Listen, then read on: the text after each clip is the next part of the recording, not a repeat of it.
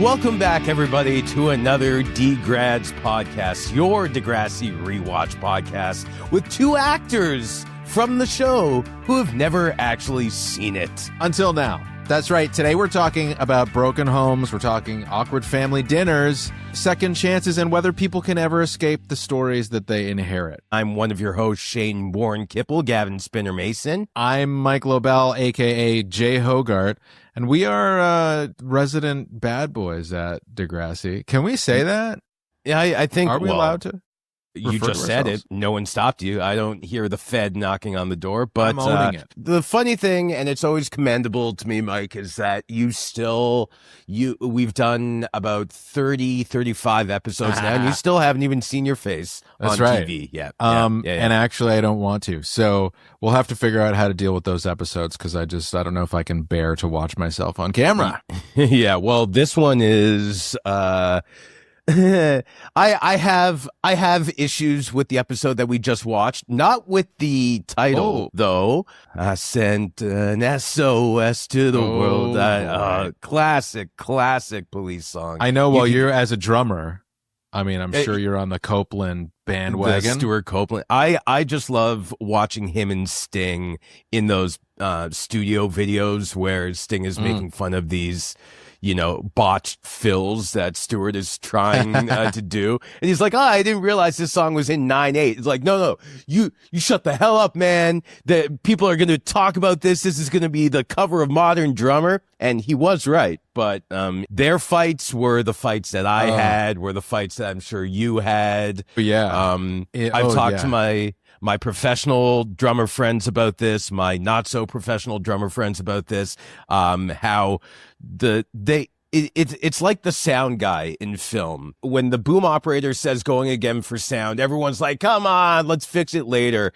And the drummer, no one cares about our plight. If you hit a splash cymbal instead of a crash and you're like, guys, I gotta go again. That was supposed to be a crash. They're like, what's the difference? There's a difference. I'm telling you. No splash cymbals. Can you tell that we grew up listening to Incubus, Korn, and Deftones? Dave Matthews Band. Oh, just to keep it interesting. You and I saw a Dave Matthews show many, many moons ago. I must have been totally high.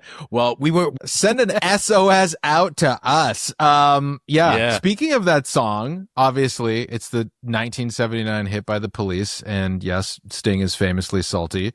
The song is like more of a cryptic kind of song title, I think, for Degrassi, in terms of being tied to the plot. But like, you've got this person in the song who's, they're trying to reach out. They're basically a castaway sending out messages in bottles.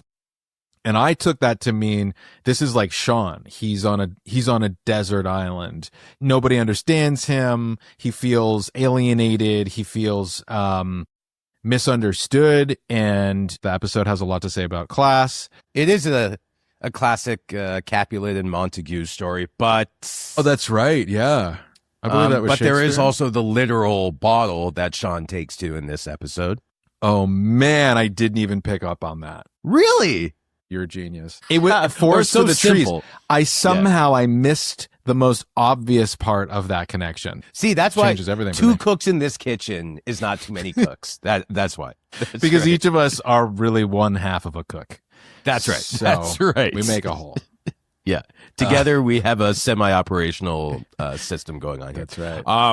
What'd you think of the episode, though? You said you had some feelings about it. There was just, I'm going to be hypercritical of the acting in this episode.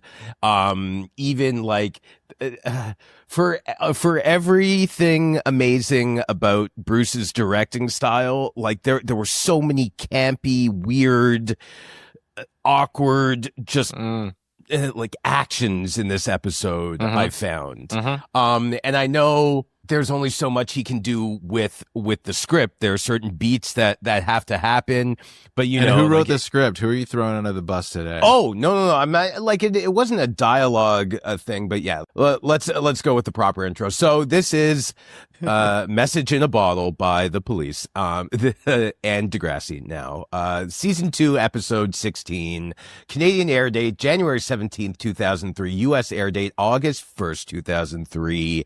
This was written written by, this is going to come back on me. This is written by Aaron Martin you're in trouble. and Sarah Yarrow with the story and James Hurst with the teleplay. Bruce McDonald as director. Yeah, I just went after our heaviest hitters. You're going to get beaten up. You're going to get taken out. Up. Yeah, in an alley. Yeah. No, it's just like, you gotta love TV for the moments of like a loud party where everyone is yelling back and forth to each other. And then suddenly like the proverbial record player, scratches off as soon as someone breaks a bottle. It's like, all right, you had me at the beginning of the party. I was like, this checks out. I feel like I'm in a high school party situation. Yeah. And then, but and then also a bottle breaks and nobody party. yells "Opa" and just turns the music up. And are we the most straight edge for everything that goes on Yes. at Degrassi? We are the most straight edge Yeah. party goers because everyone is freaking out. Like Sean just pulled out a meth pipe and was smoking it openly in the party.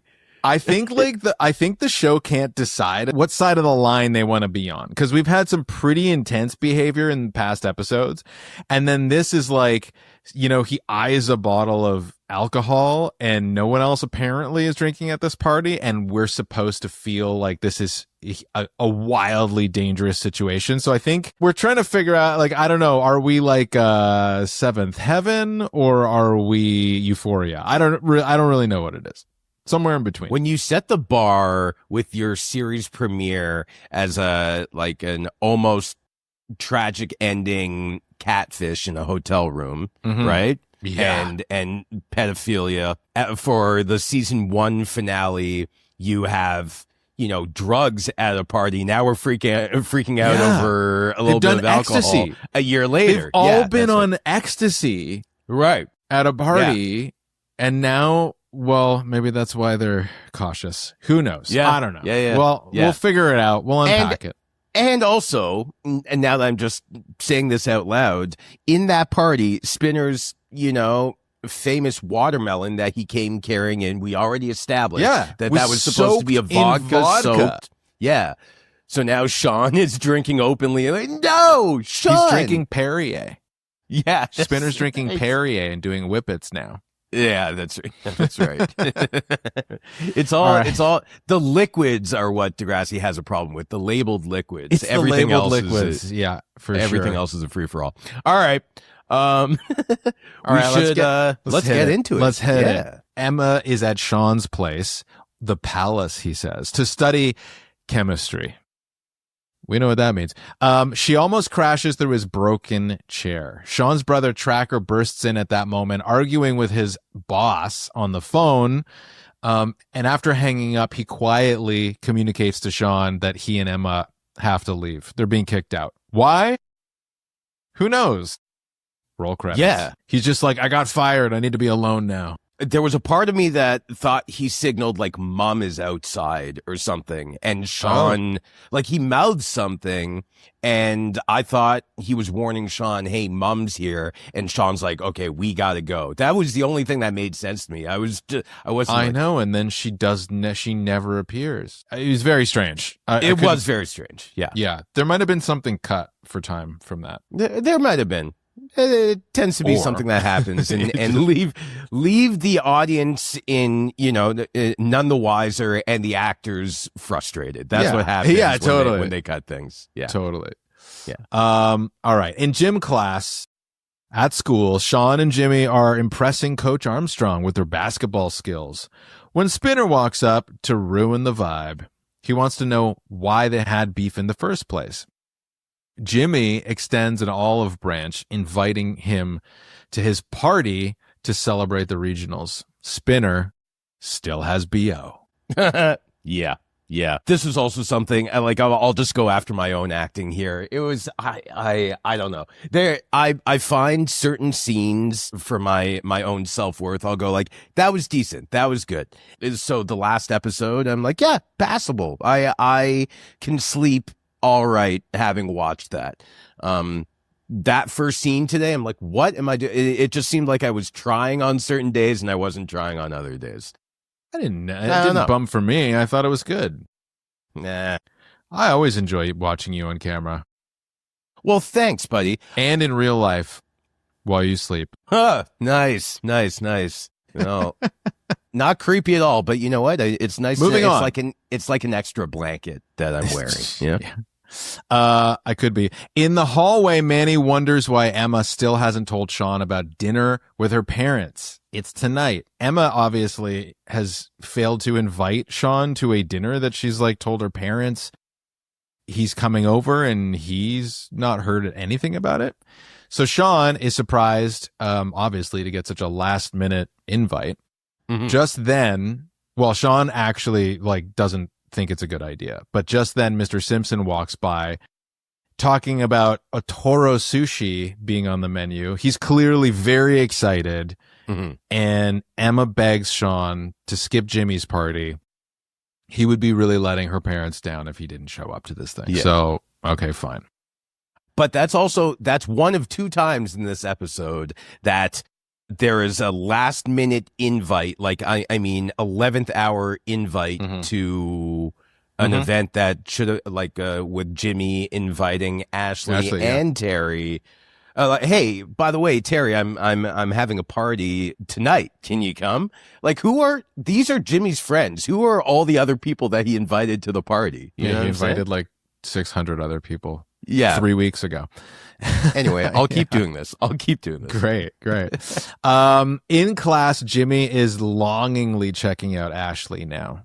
Spinner thinks this is obviously predictable behavior, but Jimmy says she's way more down to earth this year. She's changed. She's really matured. Terry walks up and Jimmy invites her to the party, saying she can bring Ashley too if she wants. Ooh, this is so high school. Communicating your desires through an intermediary, like some in-between person. I mean, this is how it was all done. Oh yeah. It's like, yeah, you could bring her too. Like, I guess no problem. Like, it's not important. It's not important if you bring her, but like, tell her I invited her. But like, yeah, it's not important. Very important. Playing it real cool. Yeah, we all did it. Paige, where have you been? Where the heck has Paige been at this point up until now? Yeah, no, I haven't seen Lauren in a while. We finally saw Jake. Jake Epstein had a line. Oh my God, yeah, Jake Epstein. First time in like 25 episodes. I know. So evidently we can only pay for certain people to be. I mean, this is the thing with an ensemble cast. You get into season 2, okay, everybody's negotiation power goes up, and now the budget inflates just because they're going to pay all this cast. And we had a huge cast. So Paige is telling Terry, Ellie, and Ashley that she's skipping Jimmy's party to hit the spa with her mom. Way cooler.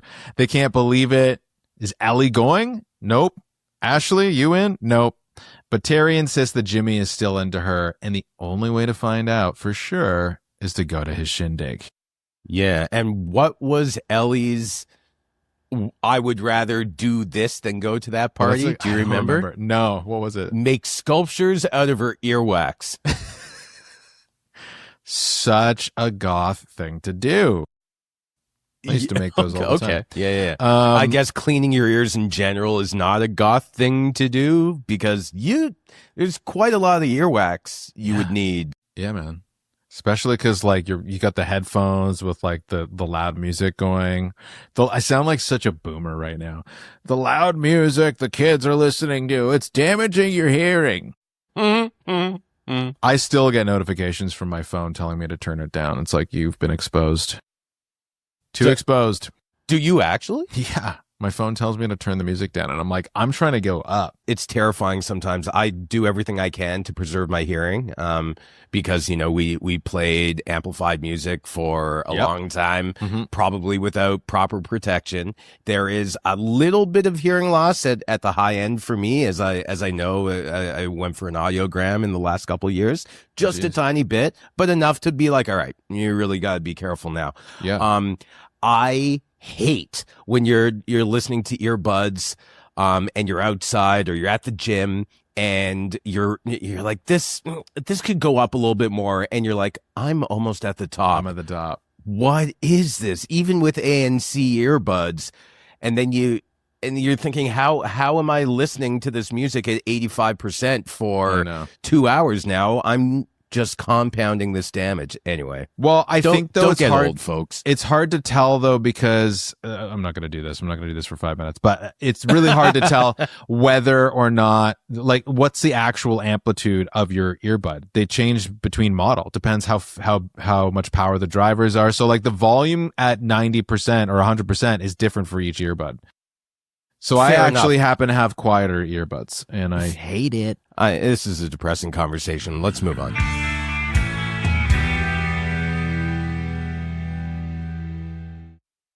Okay, Tracker pulls up on his motorcycle. What else?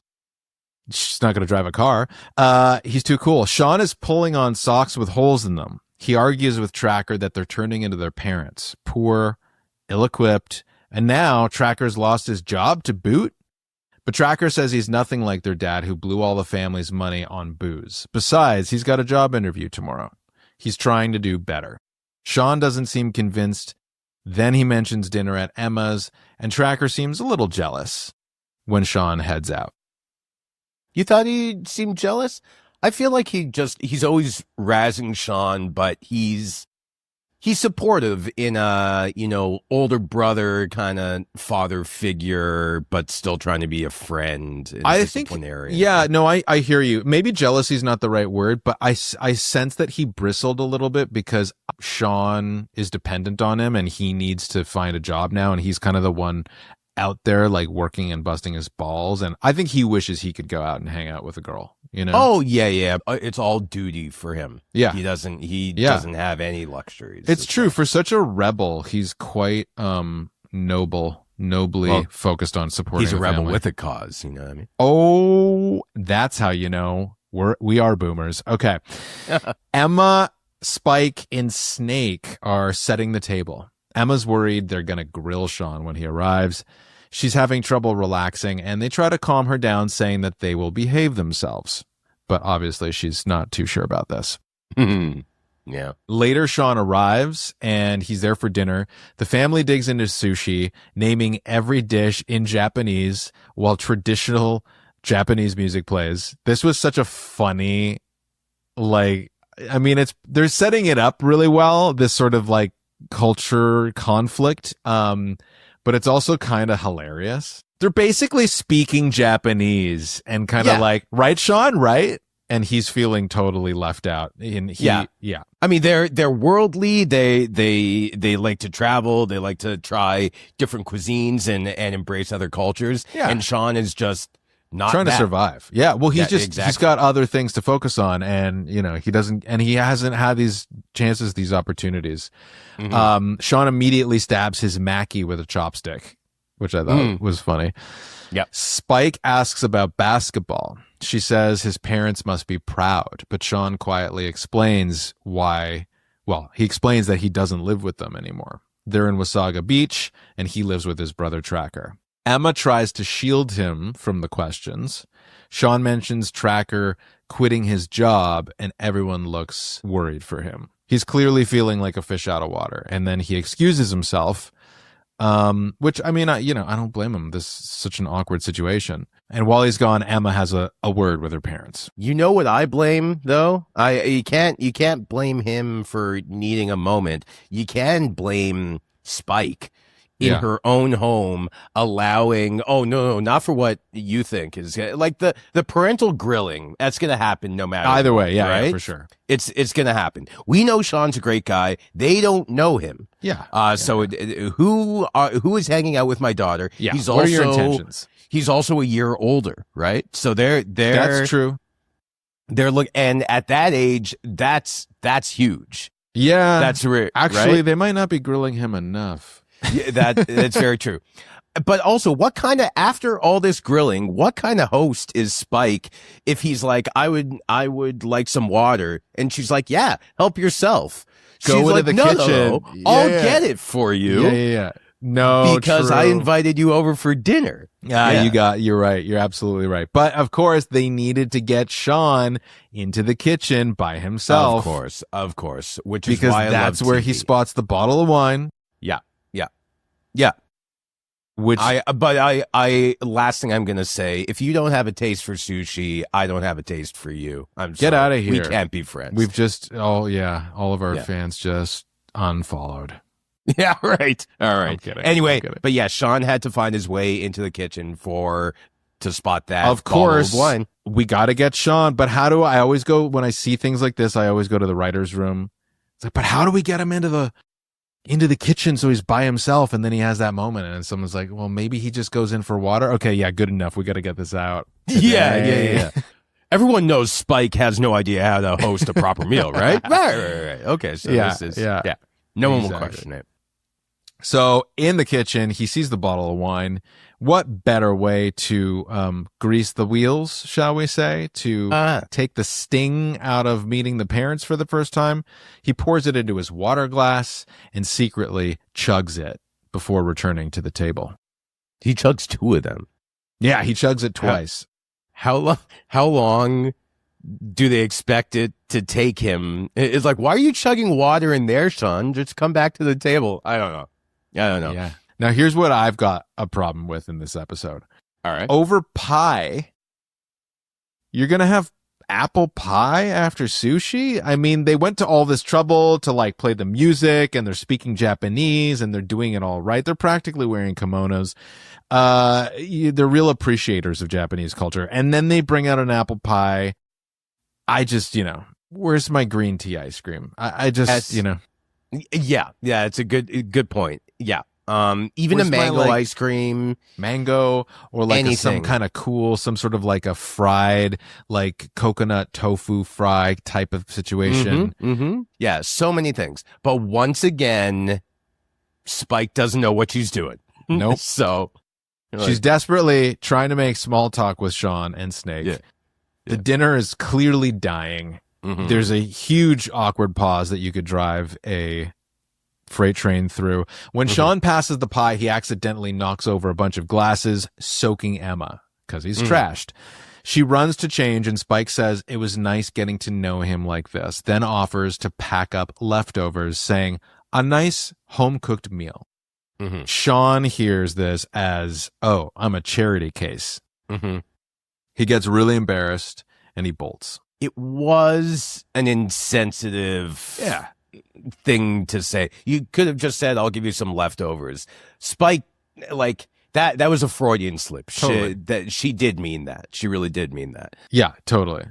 But I also get, like, she pities him. Like, there's an air of pity because she's concerned about him and being an older mother, and she's used to parenting her kid in a certain way. So yeah, I understand both perspectives, but yeah. Did you feel the same way that both of them took trips to the kitchen after Sean had been drinking, and you saw in the background Snake was putting on a pot of coffee? And did you not think he was going to spot like alcohol missing and come back and or call Spike in there, and it was going to be a big thing at the dinner? I didn't really know where it was going, to be honest. But yeah, no, that's a good point.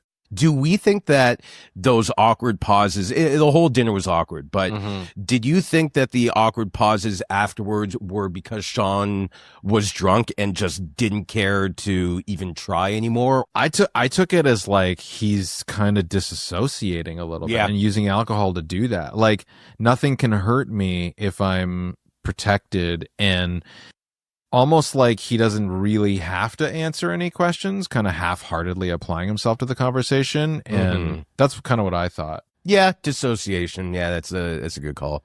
It's like, this will be over soon anyway, so this was a mistake. I'm just going to this is how I'm going to get through it. But I think that's the kind of performance as parents, which I am not, but I could assume after meeting the boy that we were already a little uncomfortable with the idea of, and then seeing that would be the talk afterwards, the very careful, tactful conversation with the daughter going like, are you sure this is the boy for you? You know? They kind of leave it up to Emma in this episode to make her own choices, which is cool. Progressive. It is. And I think they trust her, and I think we see in this episode why they trust her. Like even that scene at the end when he's really trashed after the party. I just thought the way she handled that was pretty cool. She seems very grown up, very ahead of her years here. She does. But there is also there's ahead of her years still being 14, 15 years old, however old she is. Like you could be mature beyond your years, but you're still that age. I'm just wondering if it's it's not hands off parenting. It's more like, she knows what she's doing, and if she trips and falls, we'll be here to pick her up, but we're not going to shelter her from the mistake. Yeah. Okay. For sure. Yeah. For sure. Jimmy's party is in full swing. People are making out on couches. The music is too loud. Ashley and oh no, you did it. You said it. Ashley and Terry arrive to find Spinner with whipped cream all over his face. He's clearly been doing whippets in the kitchen. Yeah, that's right. Ashley immediately regrets coming. Spinner's bummed that Paige couldn't make it. Still pining after Paige, eh, buddy? Yeah. What? That hasn't come up in a little bit. I mean, it's always gonna be there. The one that got away. Jimmy is pleasantly surprised that Ashley shows up. They awkwardly fumble in conversation before he's pulled away by other guests. Yeah, who is this? Hey, Jimmy, going through all the CDs. Yeah, dude, the guy who looks with the leather jacket and the long hair, kind of looks like Scott Patterson does, but pre-Scott Patterson. I know. Yeah. It's early Johnny DeMarco. They were testing the waters with it. They were like prototype of a character. But kind of more like happy-go-lucky. Like he seemed really stoked about Jimmy's CD collection. What do you think he was calling him over? It's like, hey, Jimmy, which one do you want to put on next? Foo Fighters or ladies and gentlemen, Foo Fighters. Yeah. Foo Fighters. And Jimmy's like, I got guests. I got to entertain. I got to go tell him what CD to put on. I'll be right back. Yeah. I mean, that was a big deal back then. What are these circular flat things? Hey, what are they, Frisbees? Yeah. How's the music coming out of the speaker? This is magic, right? You're gonna stand there and tell me this isn't pure magic? Sorcery? Oh, jeez. Yeah, no, he was funny. And he gets a second moment coming up too, which is great. This guy needs an offshoot. He needed a spin-off. Yeah. I'm curious about this fella. For sure. We put it to you to create some fan fiction for random party guy V1 Johnny DeMarco. Yeah. Maybe some art. Also, I want to see some art with his highlighted moments. Oh, all right. Yeah. So he takes off, and Ashley now assumes, well, he doesn't actually really want me here after all. This sucks. I'm leaving. At home, again, Emma comes back from changing to find Sean has left. Spike tries to explain, but Emma accuses her of scaring him off and heads out to find him. Yeah, I mean, yeah. Back at the party, the doorbell rings, and a wine-drunk Sean greets Spinner and Craig. He is ready to party. Yeah. And I like this too. Spinner is in pure party mode, and Sean comes in all excited, and Spinner starts he's like, yeah, party. And Spinner's like, yeah, party. What's with this guy? What? Huh? This guy came to have fun. Yeah, I know. Craig immediately realizes how hammered Sean is and looks concerned, as you said. Sean spots the liquor cabinet and tells Craig that he bailed on dinner because Emma's parents made him feel ashamed. Well, Craig tries to talk some sense into him, but Sean is convinced that Emma will never forgive him, and neither will the parents. The moment Craig leaves, Sean surreptitiously swaps his soda bottle for a liquor bottle and starts drinking. Well, he actually dumps out his pop, his 7-Up. Some sort of no-name Fanta, whatever that was. They're all drinking Perrier. Yeah, okay, right. He dumps it out, puts the bottle in there. Yeah. He always struck me as more of a San Pellegrino guy. Yeah, he's an S&P. Yeah. But I mean, Craig hasn't spoken as we established. I don't even know if he's ever spoken in a Degrassi episode at this point. And he's right there playing supportive friend. in one look realize this guy is messed up and he's fired up, and I'm not going to pry anymore. I don't care what kind of good friend I'm trying to be. Okay. So it's over. Keeping in mind the train tracks where the shoe was on the other foot, and Sean was kind of trying to figure out what was going on with Craig. Remember that epic skateboard flip? Yeah. You would think after all of that this everything they've been through so far, a little like, are you drunk? No, man, we got to talk about this. This is kind of like low on the totem pole of things that these two should be concerned for. But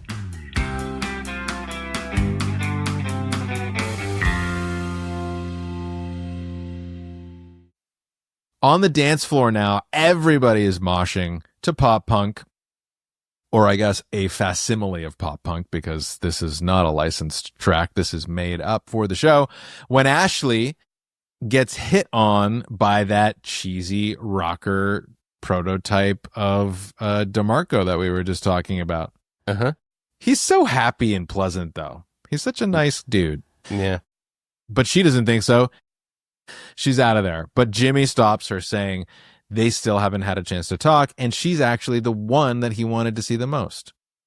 Twist my arm. Ashley changes her tune pretty quickly. She's Sting.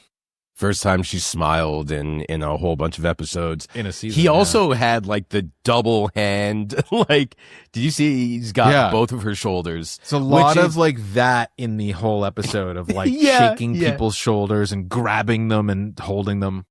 Yeah, there's a lot of like, broing out kind of moments like that. But this was a funny one. And I like, it's just, I don't know how this used to be your girlfriend. And I guess, and you want her back, and you're looking for a place to grab her, to hold her in place, but you're not going to grab her wrist, but you can't put your hands anywhere else. So he just goes with the double shoulder to keep her in place. Like right on top. A little firm pressure downwards. Yeah, it's fine.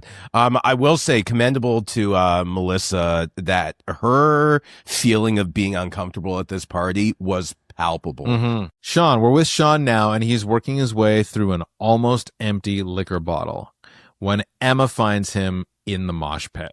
She apologizes for her mom and asks what she said that made him leave. Sean, clearly trashed, replies, "She told me the truth."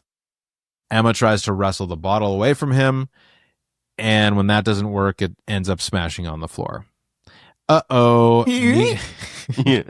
Needle scratch. The party stops. Jimmy walks over. "You come to my house to steal my parents' booze? Get out of here." Yeah. I mean, we already talked about it, but it was just, That's the big transgression at your house party while your parents are, I mean, he does say like, doesn't he say something like, "I'll never be able to have a party again," or something like that? Or am I thinking of something else? Did he say that? And then also the cut on so this whole sequence of events was corny as hell to me. It was like all made for TV moments right here. That drops the bottle, music stops. No one would have heard this. It's just a broken ball at a party, right? Yeah. But the music stops somehow. I guess Rocker Guy turned off the magic box over there as soon as he, And then Jimmy comes over, berates Sean, and kicks him out. And then he and Ashley crouch down for this like nice moment with the slowest broken glass cleanup that still ends with a cut.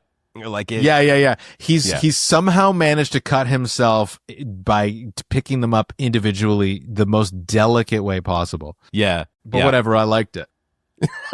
Sure. It's, I mean, for what it is, right? That's right. But this is why we're here, folks. We can make fun of our own show. That's right. We're allowed. Because Ashley sweetly grabs the napkins and applies them to Jimmy's cut hand. To nice stop the sterile bleeding. Napkins. And they look at each other deeply into each other's eyes and almost smack into each other and kiss. But it doesn't happen. I was like on the edge of my seat. Yeah. I liked it. in another universe, because those napkins were obviously so dirty, like covered in Cheeto dust and he got flesh eating. all this stuff. Jimmy becomes septic and loses that finger. That's right. Later, yeah, and dies actually. But Ashley is at the side of his bed. Yes. That's right. We read like anti-Degrassi fan fiction. It's like horrible. Everybody dies. Everyone gets hurt. Dies. Yeah. But everyone resurrects every episode, like Kenny in South Park. That's right. Yeah. There's a necromancer there. She leaves with Terry, but there's obviously feelings in the air. Outside Jimmy's apartment now, Emma is holding up a very drunk Sean. He's calling himself a big, stupid loser. I feel that. Emma pushes back. Just a big, stupid loser. Emma pushes back on this comment about his low self-worth. And then she calls her mom for a, quote, no questions asked pickup. I really like that line. It was like, Mom, you said that I could call you, no questions asked, to be picked up. I am invoking the right. Yes. My one get out of jail free card. Yeah. No, I've been there. I've actually done that. And I think it's a very good way to parent. I think it's really, like your kids are going to get into trouble. Would you rather know about it and be able to help them through it? Mm-hmm. Or is it like a don't ask, don't tell policy? Because I don't know if that works so well. I think there's also, there's fine print on that card that says, no questions asked in the moment. Yeah. But there will be plenty of questions later. Yes. But I do like that they have this understanding. And I also really do like that Emma has the wherewithal to explain to Sean afterwards, like, listen, everyone messes up once. But if she has to pick you up drunk twice, then it's going to be a different story. This isn't like a perpetual thing that we can do or that I'm going to be willing to put up with. But everyone is entitled to, forgiveness after a mess up. Yeah. Totes. Monday morning, Ashley walks up to Jimmy in school and smooches him. Jimmy leans in for another when Sean approaches, probably to apologize. Like, I get the sense he's feeling bad and he's maybe talked about this with Emma and he's going to do the right thing. Mm-hmm. But Jimmy is so not interested in hearing from Sean, so he takes off. Looks like they're back on the outs. Yeah, once again, like, I get it, but it's not. If I, at that age in my existence, if everybody got kicked out of everybody's house every time that they, stole a little bit of booze from the host's parents' liquor cabinet, there would be no one to host parties and no one allowed at anybody's parties. So relax, Jimmy. Come on. But, I'm trying to remember how I started stealing booze, but really, like, there were always those special bottles for really special occasions in the back of my parents' liquor cabinet that never got touched. They forgot about them. Yeah, and those were the ones that I'd go down in the middle of the night and I bought myself a flask as soon as I could. You remember being a teenager, and then I would just siphon off like little amounts, just the bottom of the flask. Really, like, who's gonna miss that amount? Mm-hmm. And then I'd go to a party with that, in my breast pocket. And to this day, cool. That 50-year-old scotch, Mike's mom and dad, is filled with tea. And when my mom drinks it, she swears she's trashed. Yeah, she's still your mom is I'm so drunk. Yeah, Mom. It must be 140 proof in this bottle. Emma catches up with a dejected Sean who doesn't. Well, do you remember stealing booze from your parents? I have no idea what you're talking about. Come on. Yes, of course. This. I remember my parents, your parents, everyone's parents. I stole booze from. That's still how I get most of my, why? You've got an ID. You could go the condo board here has a problem with me. Emma catches up with a dejected Sean who doesn't want to hear it. He screwed up. Emma tells him everybody screws up. But Sean says he's always going to be a screw up. It's in his blood. Emma says that it's all in his frame of mind, actually, and that he should probably change it. But he's worried he'll never change and that her parents will never approve of him. Tracker already punished him for what happened at the party. Emma tells him this is about the two of them and not anybody else's business. She says, "I like you, Sean." And Sean replies, "I like you too." And that's where we freeze. Where we freeze. I like you. I like you too.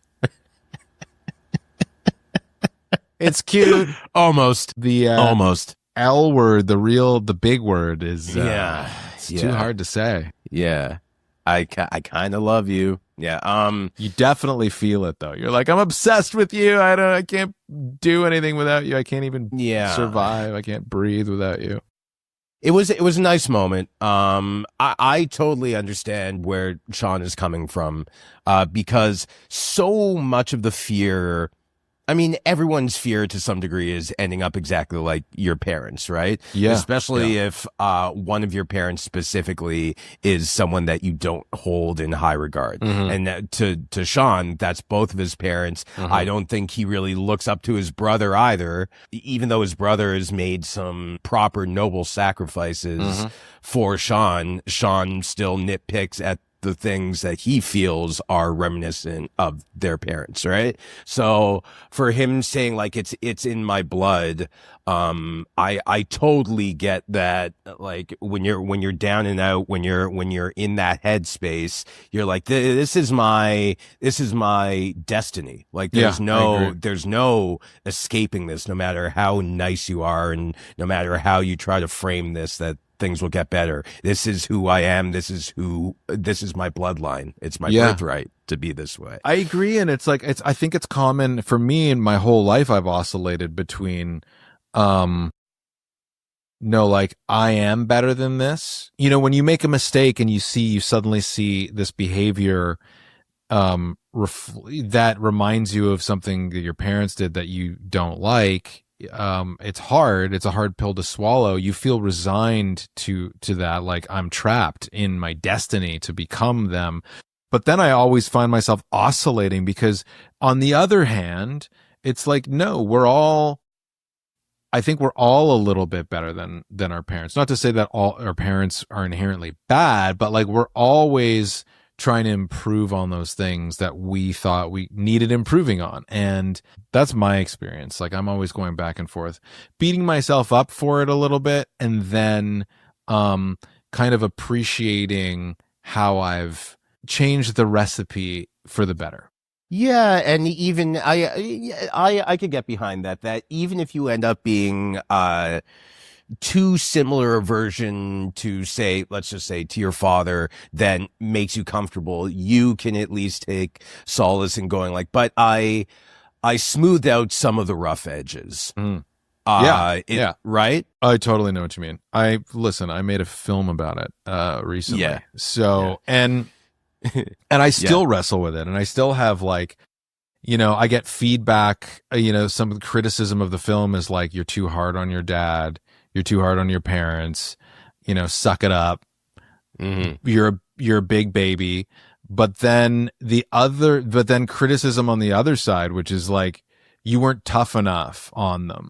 You should, like, you know what I mean? Like these people need their comeuppance. Like, so it just goes to show you like the broad spectrum of opinion on, holding people in your life accountable for their behavior. Mm-hmm. And then deciding how you're going to then go through your life and navigate your own life, doing things the same. What do you take and what do you discard, or what do you improve upon? Mm-hmm. And then it also makes me wonder then, therefore, how much is actually our parents and how much of it is just human nature that we think is, you know, being passed down. So it's the good old nature versus nurture question, right? But I just love the thought of like your children one day you make a film, don't come upstairs, your children make about you can come upstairs but don't knock on my door. Totally. And it's like small improvements. Yeah. You can come upstairs but you can't talk at all. That's right. But don't do it quietly. Do it quietly.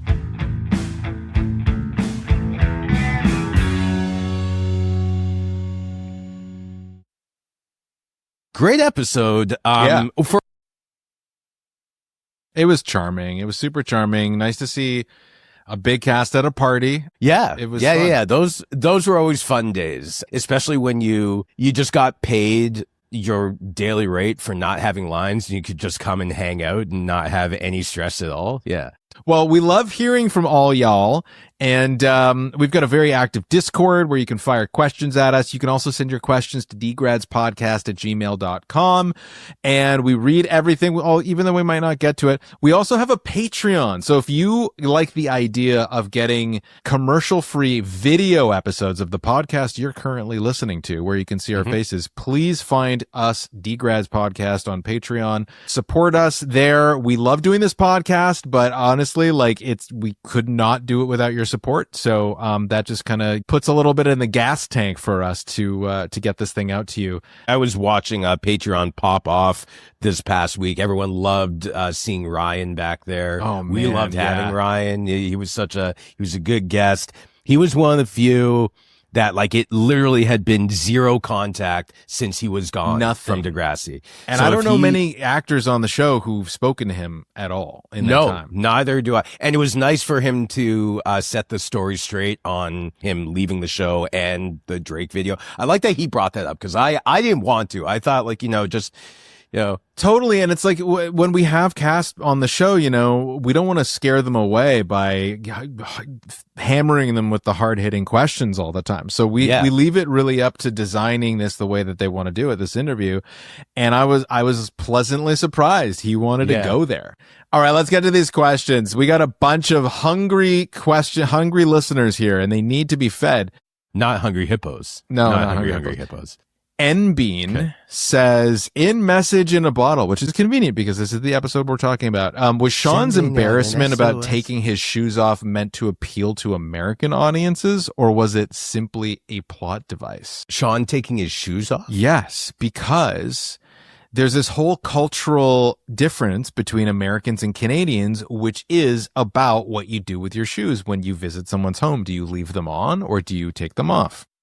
Did I miss this moment entirely? Did he go to Emma's place and keep his shoes on? I don't know. I missed it also, but I'm inclined to believe N-Bean that it was a beat. It was a moment. We missed it. Yes, we do take our shoes off when we go into people's houses in Canada. Does that not happen in the US? I don't know, but I've heard, and maybe it's just like a warmer climate thing, more in the southern part of the US, because they don't have as much snow. But I think it is a thing.